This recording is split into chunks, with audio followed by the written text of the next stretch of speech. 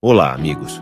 O tema deste vídeo é para você que, em algum momento, anda à procura de uma igreja verdadeira, onde você pode orar de verdade e ter a verdadeira comunhão com Deus sem enganação, mas está tendo dificuldades de encontrar uma, ou então não conhece os verdadeiros requisitos para se sentir seguro em estar numa igreja de verdade e ter a salvação garantida.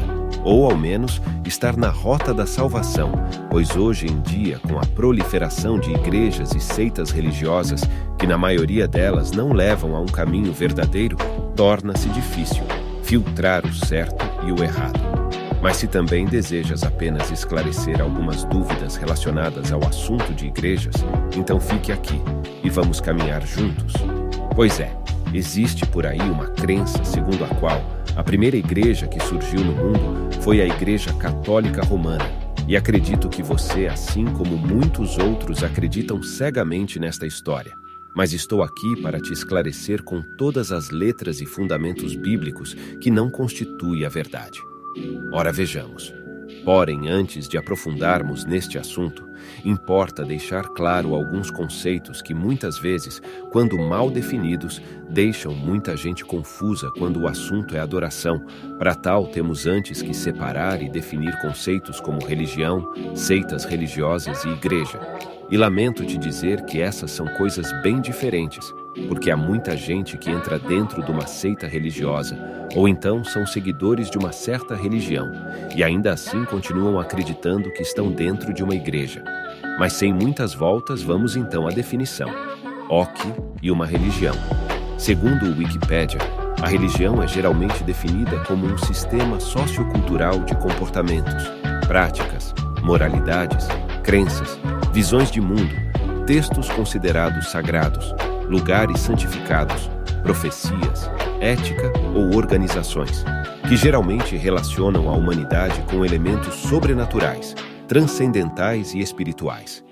As práticas religiosas podem incluir rituais, sermões, comemoração ou veneração de divindades e ou santos, sacrifícios, festivais, festas, transes, iniciações, serviços funerários, serviços matrimoniais, meditação, oração, música, arte, dança, serviço público ou outros aspectos da cultura humana. As religiões podem conter histórias simbólicas ou metafóricas que às vezes são consideradas verdadeiras pelos seguidores, que também podem tentar explicar a origem da vida, o universo e outros fenômenos. Tradicionalmente, a fé, além da razão, tem sido considerada uma fonte de crenças religiosas. Há uma estimativa de 10.000 religiões diferentes em todo o mundo. Estima-se que cerca de 84% da população mundial é afiliada ao cristianismo, islã, hinduísmo, budismo ou alguma forma de religião popular. A demografia religiosamente não afiliada inclui aqueles que não se identificam com nenhuma religião em particular, ateus e agnósticos. Embora os religiosos não afiliados tenham crescido globalmente, muitos deles ainda mantêm várias crenças religiosas. Já o que é uma seita religiosa? O termo seita é usado amplamente e é aplicado a grupos que seguem um líder vivo que promove doutrinas e práticas novas e neo-ortodoxas. Segundo Peter L. Berger, seita seria a organização de um grupo contra um meio que consideram hostil ou descrente. O grupo então se fecha em um corpo de doutrinas e vê o restante da sociedade como inerentemente má ou pecadora, passível da ira divina, que inevitavelmente sobrevirá sobre eles.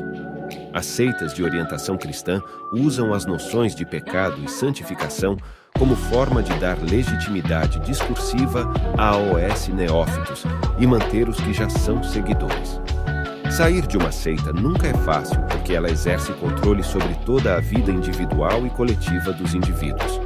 As seitas, assim como as religiões instituídas, são agências reguladoras do pensamento e da ação, mas com a diferença de que na seita a regulação tende a ser mais totalizante, devido ao rígido controle que exercem sobre os sujeitos.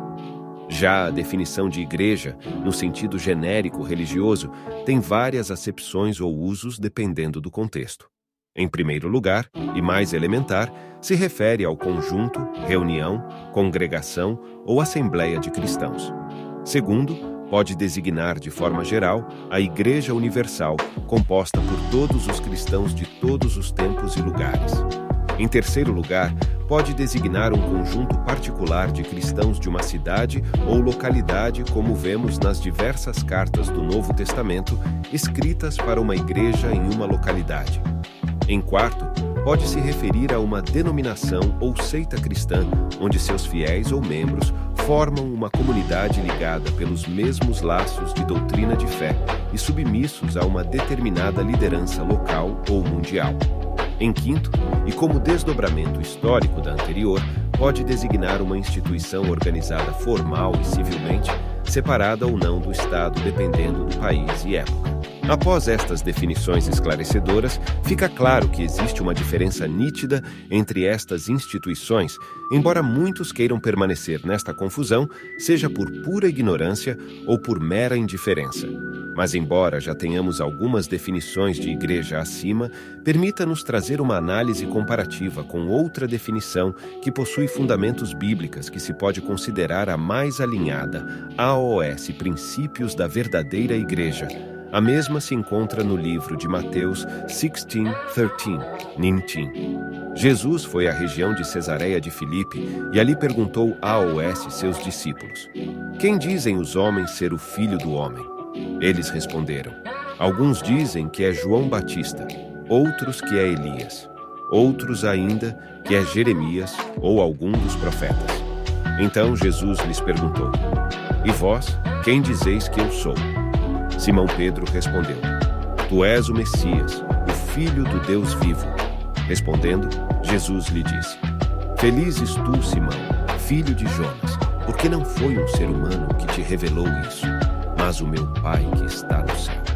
Por isso eu te digo que tu és Pedro, e sobre esta pedra construirei a minha igreja, e o poder do inferno nunca poderá vencê-la. Eu te darei as chaves do reino dos céus. Tudo o que tu ligares na terra será ligado nos céus. Tudo o que tu desligares na terra será desligado nos céus." Portanto, evidenciou-se nesta experiência bíblica a presença das bases para uma verdadeira igreja, pois foi aqui que Jesus Cristo introduziu a igreja ao mundo, visto que encontrara em Simão Pedro alguém que possuía a verdadeira fé, alguém que sabia perfeitamente quem era o Senhor Jesus Cristo, contrariamente ao que o resto do mundo, inclusive alguns dos seus discípulos, achavam que fosse. Hoje em dia, o mundo está cheio de organizações religiosas que se prezam seguidoras de Cristo, mas que mal sabem definir para os seus fiéis quem na verdade Jesus Cristo é. Podemos, no entanto, concluir que a primeira e verdadeira igreja não é aquela organização ou denominação religiosa que foi fundada sobre princípios humanos, mas sim aquela cuja base é a rocha sólida, neste caso, o Senhor Jesus Cristo. Chegados aqui, irmãos, não restam dúvidas de que os princípios da verdadeira igreja não estão na denominação ou na antiguidade, e muito menos na grandeza, mas sim no quanto à sua doutrina, esta fundada em Jesus Cristo para garantir a salvação para os seus fiéis. Portanto, a mensagem central de uma verdadeira igreja deve ser Jesus Cristo, como o verdadeiro Deus e caminho para a salvação, assim como ele disse em João 14. Cis asterisque, respondeu Jesus: "Eu sou o caminho, a verdade e a vida. Ninguém vem ao Pai, a não ser por mim." Então, amigo, se gostou do vídeo, peço que se inscreva no canal e clique no like e compartilha com mais amigos. Até ao próximo vídeo.